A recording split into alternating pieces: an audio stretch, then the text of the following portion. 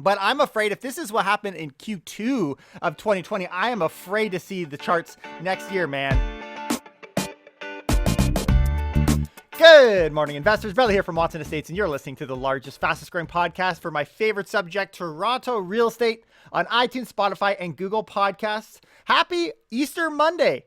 I hope you guys enjoyed your turkey dinners over Zoom. And here we are back into a new week to discuss my favorite subject. As a broker and an investor myself, I want to know what's going on. And so I like to track the news and bring you guys up to speed on our show. Well, today we're going to talk about why is Toronto real estate considered overvalued, specifically from the IMF. How do we know affordability is not a priority in Ontario? And what cracks are we seeing in new home sales today? These are some of the things we're going to talk about. And along the way, I like to have some fun.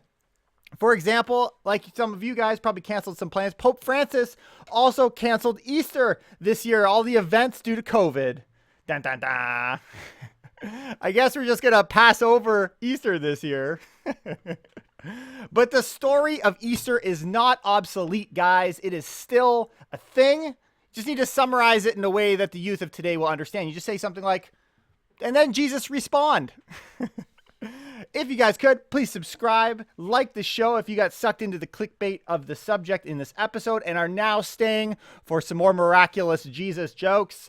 And if you'd like, make sure you hop on our investor list as we continue to share off-market and apartment deals. We've got lots of good stuff going on. You can find that down in the links below. Here we go. Let's start talking about why is Toronto real estate considered overvalued? An ongoing subject over the last few episodes, this conversation of a bubble and really trying to describe what does that look like. The conversation is evolving every single week. Well, we're going to start with the Better Dwelling article called Canadian Real Estate Overvalued. Toronto needs a 28% correction for fair value, according to the IMF.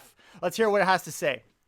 Canadian real estate prices are one of the biggest threats to the country, said a global agency. The IMF recently completed its regular scheduled staff report on Canada. Staff found real estate prices present one of the biggest threats to the country. When they look at Greater Toronto home prices, they require, they say, a massive correction to become attainable. The observed price is 39.28% above what they consider attainable, and a 28% drop in observed prices is what would be needed to bring things in line with environmentals. This gets even crazier when you realize that all of these stats are from Q2 2020. 2020, the beginning. This is right at the beginning of COVID, and as a noteworthy, I guess something that's noteworthy is Hamilton. Hamilton home prices are considered 42.1% overvalued according to their models, and it would require a 29.6% drop in home prices. There's a small shout out to Toronto and our friends in Hamilton. But I'm afraid if this is what happened in Q2 of 2020, I am afraid to see the charts next year, man. By this time next year, we'll be abstaining from spreadsheets for our 40 days before Easter, right? Don't you think that would be excellent? Another Better Dwelling article speaks to very much the same reports, also Q2 2020, looking at Canada relative to the G7, and they're actually comparing prices versus rents, called the Canadian price to rent ratio. The gap between home prices and rents grew since 2015 here in Canada by 28%. That's the spread of what it costs versus what it costs to rent. Again, in Q2, and any of my friends who are following the market recognize things have gotten a whole lot worse in the sense that prices are way higher, rents are way lower. My goodness. My goodness. Since the latest data is Q2, the ratio is also likely to have accelerated even further by now. They say it right here. A lot faster considering prices are now soaring, even in small towns. And as I added as well, rent is dropping in the city. And this is the conversation of overvaluation, right? We want to look at it from different angles. So let's see what CBC.ca has to say, calling Canada a housing bubble and saying it has now gone beyond the large markets of places like Toronto and Vancouver, but it is now across the country. Bully offers with no conditions are popping up in small real estate markets too. They asked Paul Martin, president of the Rideau St. Lawrence Real Estate Board that covers Perth, Ontario. He says, quote, the market just took off last year. This shouldn't come as any news. We're aware the market's going crazy even in small towns. But listen to this. We've seen our property prices jump close to 50% in the area. About a third of new buyers are from Toronto, he said, despite the region being about 3 hours from the city. And about a half are from Ottawa, which is closer, but still up to an hour away. So even smaller cities are starting to drink the poison. Or maybe I should say the water. The water we use in those, the paint when you're painting those Easter eggs? Get it? Because they'll die a little inside? No. Let's look at different housing types. Okay, we're going to look at different housing types. And I also, today on the episode, I want to share with you, though the Trev stats aren't out, they'll be out probably tomorrow, I would think.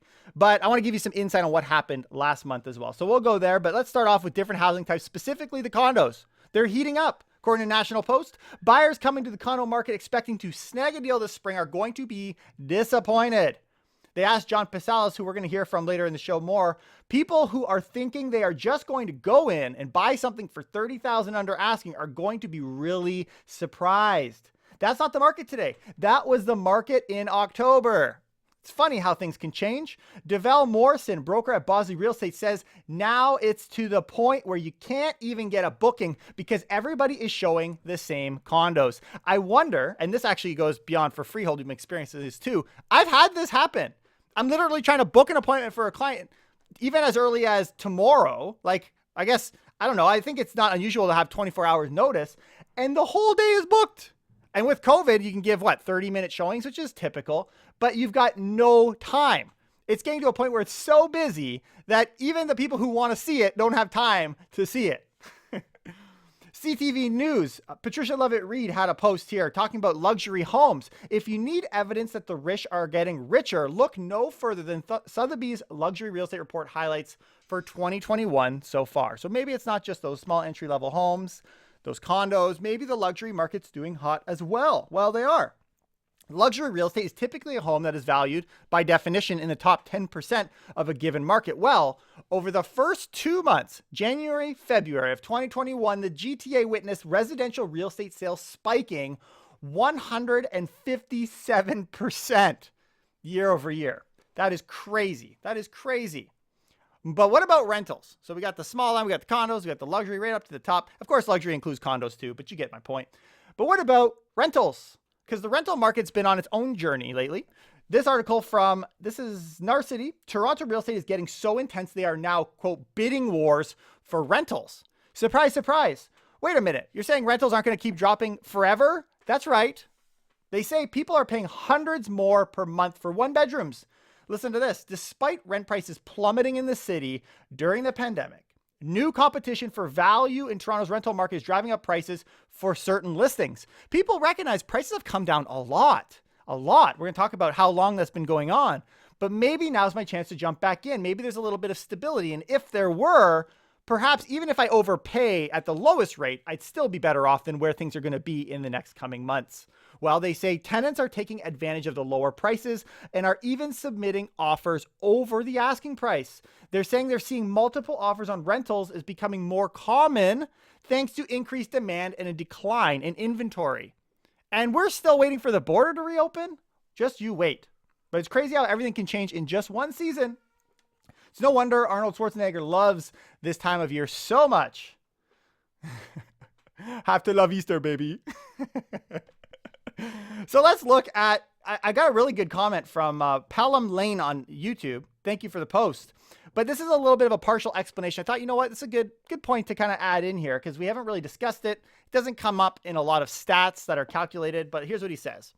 Watson Estates, majority of single family have basement apartments or more and more people are planning to register basement apartments. This should increase rental supply and ease some pressure both for owners or renters. These stats are not published, but very visible. I mean, in the sense that you can kind of see them going on. You can find registered basements and their growth in the GTA on municipality websites. Most analysts sitting in New York or elsewhere don't take this info into account when comparing incomes to value of homes. What an interesting point, right? Because we're becoming a place where people are recognizing the value of investing. A lot of people who follow our show are investors. They get it. So if I'm able to generate an income from that property, naturally that would increase the value of the homes in the area. Not to explain all price increases across the board, but definitely something that's kind of noteworthy to say, well, the types of homes we have today are now adding more value or value in a different way. But you want to go hardcore in a counter argument that it's not a bubble, look no further than our friends over at RE/MAX. They had an article called Toronto Real Estate Speculators Causing a GTA Market Bubble. That's a question. You lead the article with a question. But listen to this because they looked into it.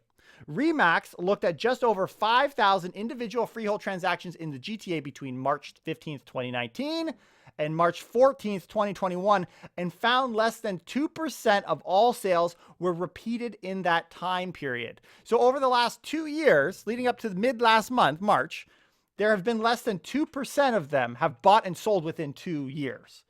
Of the 1.58% transactions during that time, only approximately 20% of them indicated that renovations were made between the sales. So maybe they just so happened to move. There was no intent to speculate or add renovations, or as we like to call it in our industry, flip.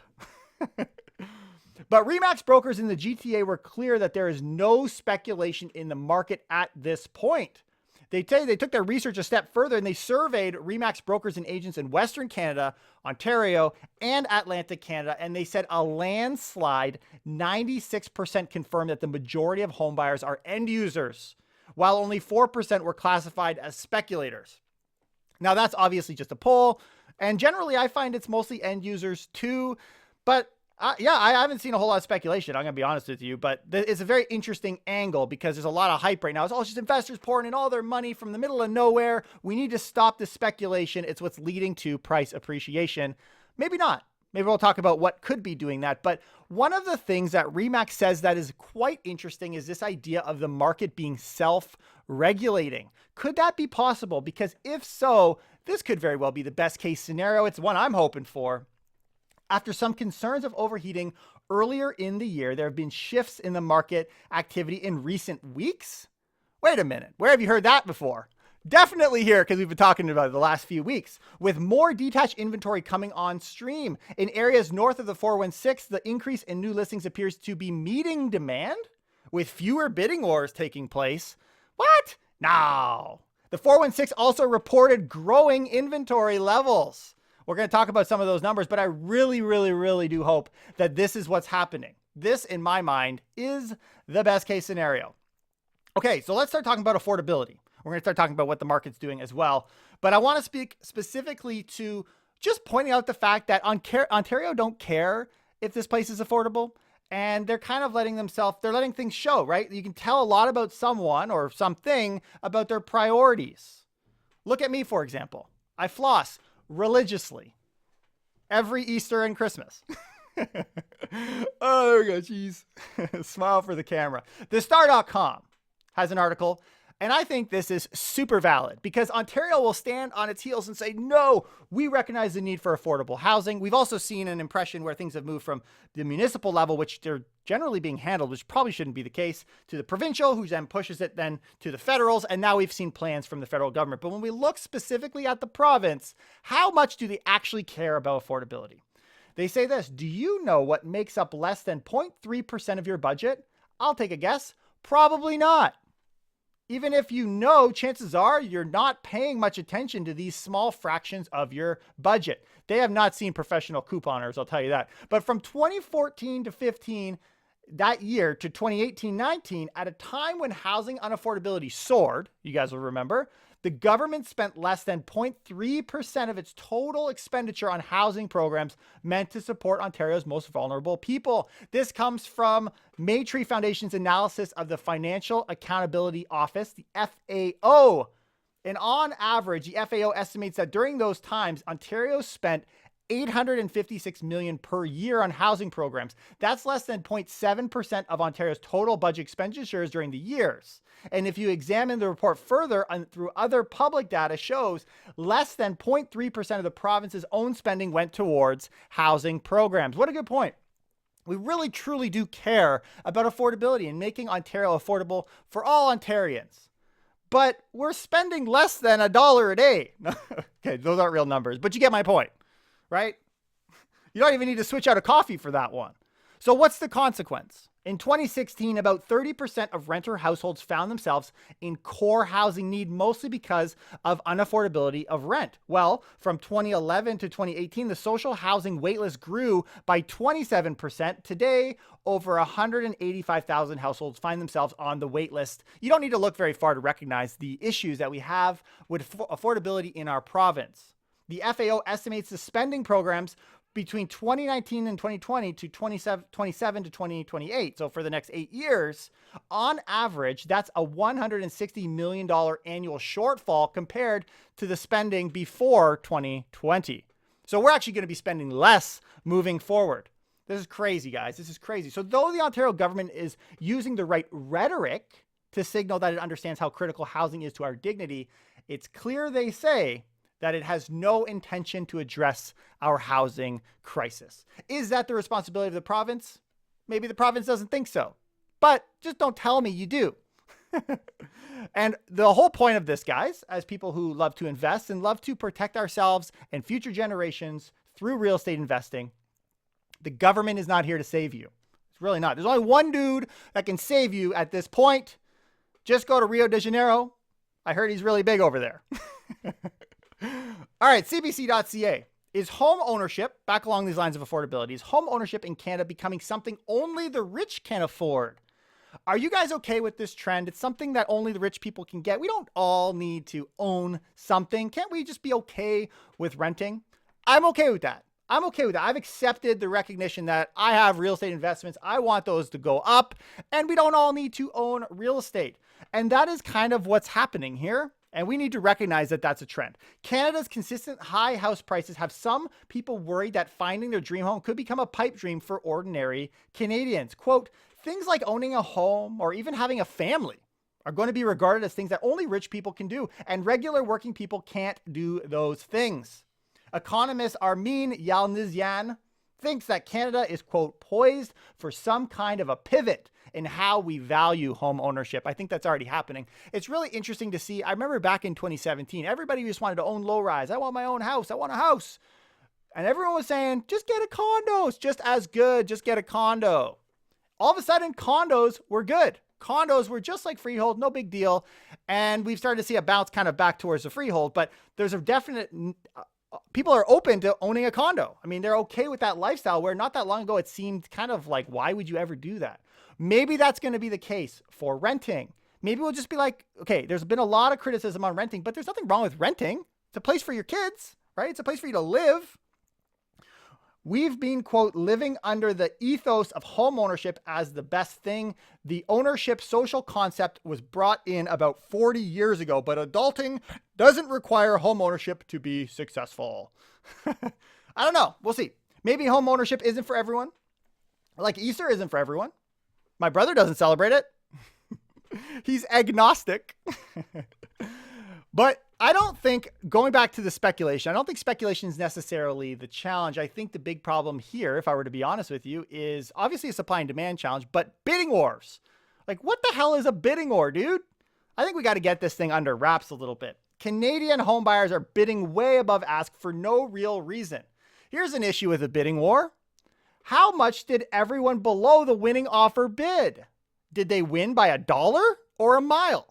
That's something that's rarely revealed in Ontario, and it turns out some people are unwittingly paying a lot more than they need to. If you perceive the market to be hotter than it is, you can be stuck paying a lot more than needed. This is also where it becomes more important than ever that we recognize the trends that are happening, and it's, I think, to me, why I've been so passionate about keeping in the loop with everything that's going on.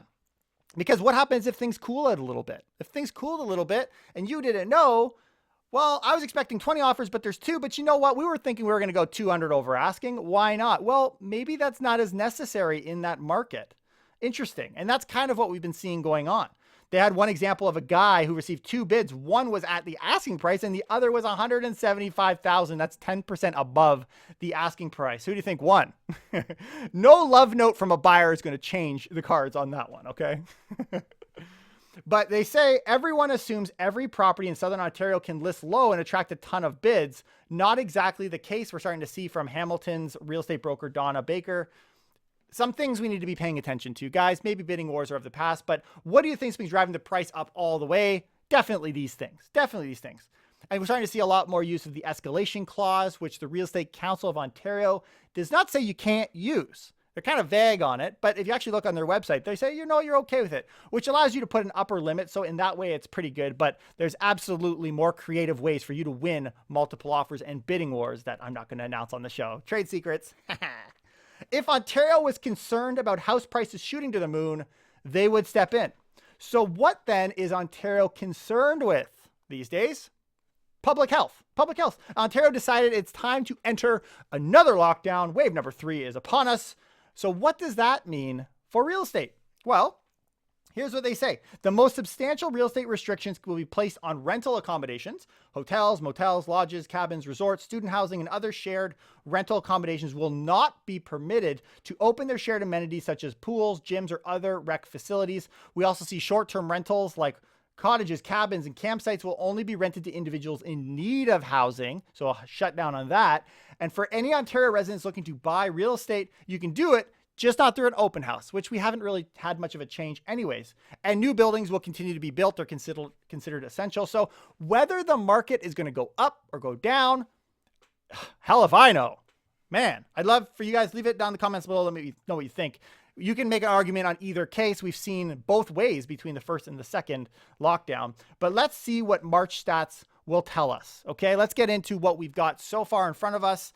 And what's funny about this is you'll remember the first lockdown number 1, the thing that triggered it all in 2020, was in the middle of March 17th. So you're going to naturally think that there's going to be maybe some skewing in the stats at the end of March 2020 and 2021, which we just came through. Well, that is absolutely the case. We're already starting to see this skew happening like crazy. Scott Ingram posted, looking at the year-over-year sales he had the months of March 18th to the 31st from last year, 2020, and this year. Listen to some of these numbers. The number of sales. Freehold, 348 in 2020. 2021, over 1,000. We look at condos, 556. 2021, over 1,400 within those 2-week span. That is a change of 189% and 154% respectively. That's a crazy jumps. And that's just the start of it. Wait until next month. But I mean, I don't even know why we're waiting for March stats. We already know what's about to happen here, right? But what I think is more interesting, what'll be interesting to see in the coming days, keep an eye out, is are we actually looking month over month? Because we're really starting to get a clear picture that we've seen on the weekly stats now coming through in the monthly stats. Scott Ingram again said, on the positive side of things, relative to keeping a balanced market, freeholds were 31% more active listings today than the end of last month. 31% increase in active listings month over month. Condos, 10% more active listings today than the end of last month. So maybe we are starting to see some rise in active listings. Now, active listings, you'll recognize, is a combination of new listings coming in and or reduction in sales, right? Because you've got these things that are actually sitting there. It's not like we've got an increase in new listings. We're actually starting to see an increase in the amount of listings available. Interesting. And rents, to kind of wrap that into a full circle with a little bow, let's look at the rent rates for March. This is according to Zealand, quote, the average rent for all property types in the GTA has declined 15 consecutive months. And you wonder why people are trying to lock in at that low rate. That's why. GTA rental market balance made a giant leap towards tightening in March, though. Whoa, there's a tightening happening in the rental market? Nah. There were some signals in the weekly data, but the full extent was unknown until now. No more excess vacancies. While inventory is still high, it's not a bad idea to renegotiate your rent and lock your rate. All that to say, we're starting to see some legs underneath that rental market, which has been happening over the last few months, definitely the last few weeks. And now maybe we found ourselves in a situation where you can expect things to go up again. Which brings us to this question to wrap all of this up, is calculating cash flow. Because people are buying condos for the purpose of cash flow. And I'm often asked, what do you think of condos as an investment? I'm a cash flow guy. And for that reason, I would say no to condos. Because listen to this, John Pasalis had a question. What do the numbers look like for investment condo today? Of the units bought and subsequently rented on the MLS this year, they were on average losing $755 in the city of Toronto and $644 in the GTA. Wow. 98% of Toronto units were cash flow negative. Woo! Cash flow investors got the hell, though, out of Toronto not that long ago. I mean, a long time ago, actually. I remember this years ago now. People were leaving the city for the sake of cash flow, and obviously things have gotten a whole lot worse. And people are out here acting like it's a brand new trend. You know what's more impressive? I saw Batman leaving church early on Easter. Whew! It's the first time I've ever seen Christian Bale. A Christian Bale. All right, let's get into some hot topics. Subscribe, hit that like button if you like Marvel more than DC. And let's get into some hot topics. Canadians over-leveraged. What? There's actually some pretty big news. I think it should be bigger news between these next two articles. Listen to this. Canada's banking regulator is seeing a spike in highly indebted mortgage borrowers. OSFI observed renewed growth in the exposure of mortgages that are over-leveraged. This is in Q4 2020. The regulator has said they're watching the situation and plan on acting as needed. Considering even banks are now asking for market cooling measures, that may be soon. And here is the Bank of Canada's response to that fact. Bank of Canada Governor Tiff McClem said he's seeing, quote, worrying signs in Canada's hot housing market in which households are taking on increasing levels of debt for chasing rising prices. They're all trying to get behind this optimism. Quote, if you look, this is from Tiff. This is the Governor, Bank of Canada. If you look at the household indebtedness, you are seeing, on average, the loan-to-value ratios are getting higher, particularly in the uninsured space. That suggests that Canadians are stretching, and that is worrying. That is worrying. Well, need we remind you about the stress test that happened a few years ago? Seems awful familiar. Let's wait and see if anything turns out of that. But a lot of this, as I mentioned, is coming from high confidence level, consumer confidence. And this article from Better Dwelling called Canadian Confidence in Home Prices Rising hits a record high, according to Mortgage Pros Canada. The survey found, it was taken in the end of 2020, shows record sentiment for home buying and price growth over the next year. People are just thinking prices are going to go up over the next year. Everyone thinks that. Do you not think that? What's wrong with you? Canadians have never been more confident in future home price growth. Results show an average rating of 6.94 points out of 10 when asked about the likelihood of home prices growing in the next year. Running the correlation, they say, though, see, it's funny because it's like the correlation between everyone thinks everything's going good, prices are going to rise, versus do they actually rise? You realize there's no connection. There's no evidence of that. Just because you think prices go up doesn't mean they're going to go up. And when we look at the history, we see the trends of what people thought versus what happened. We actually recognize in some cases, it's actually the inverse. It's actually the opposite. But let's be honest. Everyone is just excited because they've seen growth over the last 6-9 months, right? Taking forever. You know how to make a blonde laugh at Easter? Tell her a joke at Christmas. All right, primary residence exemption. Are they going to cancel that from you? Well, that's a no-go. A bit of an update. The Canadian government will not be taxing home equity, at least not under this current administration, according to Minister Ahmed Hussein, who oversees the country's housing portfolio, said they will not entertain a tax on home equity today. Apparently, they got yelled enough from the Toronto Real Estate Board, despite all the pleas from people to cause some, we need to tax things. Maybe we'll do the primary residence exemption. Nuh-uh. Trev flexed so hard. It's like chokehold. Nothing wrong with a little fitness. You know what kind of exercise Jesus did to get such good abs? CrossFit. Waterfront developments. Waterfront. What about the waterfront? Y'all remember about that? How that was supposed to be a thing? I think COVID happened and we all kind of forgot about that. Well, Waterfront Toronto is back in the market for a partner to develop the 12-acre parcel of land at the foot of Parliament Street with Google's affiliate Sidewalk Labs, which turned out to be an absolute disaster. Instead, this time around, we're not looking to, just track everything you do and be I don't know what the word is, spy on you.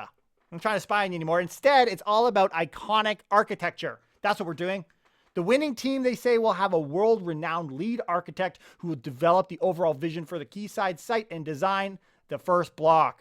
I mean, let's face it, a lot of Toronto kind of looks boring. So this could be a good thing. It could be good. It could look sweet. Maybe that's the way to go. Okay, let's get into our last topic here, talking about new home sales. Maybe we're starting to see some cracks unfolding in the new home sales world. I'm going to share with you a few things here today. Greater Toronto new home sales fall 34% as pent-up demand raises. Now, this is looking in February. This is according to Build GTA. So some of the numbers, when we look at prices for Toronto new homes, they're up 25%. 25% increase for new build home prices. Well, you'd think if it's like everything else, sales must be up, right? Like we've got sales going up in February. It kind of lines up. Well, no, not actually true. Sales in the Greater Toronto new homes have fallen 34% year over year. Single family homes represented, they say 1,617 of the units sold, which was down as well. Single family homes is down even. 28.7%. Condo apartments is down 37.9%. Obviously more hard hit, but who would have expected that you would have single family homes coming down? Because weren't they just piping hot? Weren't they doing so good? People were lining up like crazy for these things. Well, apparently there's been a little bit of a slowdown in that. Do you think though it's any coincidence that we have new home sales dropping just at the same pace that we're starting to have people talking about overheating or price increases of 25%? I think people are smarter to it. You want to know another strange coincidence?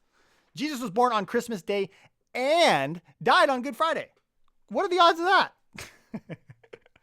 But a lot of the impact that's happening to builders comes also on the expense side. The costs to build are going up like crazy, especially when we look at the cost of lumber. The cost of basic lumber, like 2x4s, have doubled since 2018. That adds tens of thousands of dollars depending on the size of the home. For a 2,500 square foot house, that's an additional cost of $30,000 in lumber. Wow. So you're getting kind of squeezed at both ends when it comes to new builds. And so I guess I want to leave off with this question. Could we have the pre-construction industry, the new build industry, looking like it does in a place like Manhattan? Listen to this New York Times article. A home buyer's bonanza in Manhattan. To drag their projects across the finish line, some developers have been slashing prices by as much as half. Woo! Which could be the equivalent of millions of dollars less per apartment than originally intended. That is in addition to now typical concessions like free common charges, free parking, or cash credit to pay for an interior designer. All of these things, please, please, please buy from us. Even as buyers have reemerged, the new development market continues to struggle, in large part because sales had slowed before the pandemic hit. So even as new buildings are launching sales, they must compete with recently built towers that have yet to sell out, which is forcing the older units to discount to keep pace with new arrivals. Could that be a combination? Also add the fact you have new things coming online, a lot of them in 2021. Is this something that you think could impact Toronto? Could we get to that point?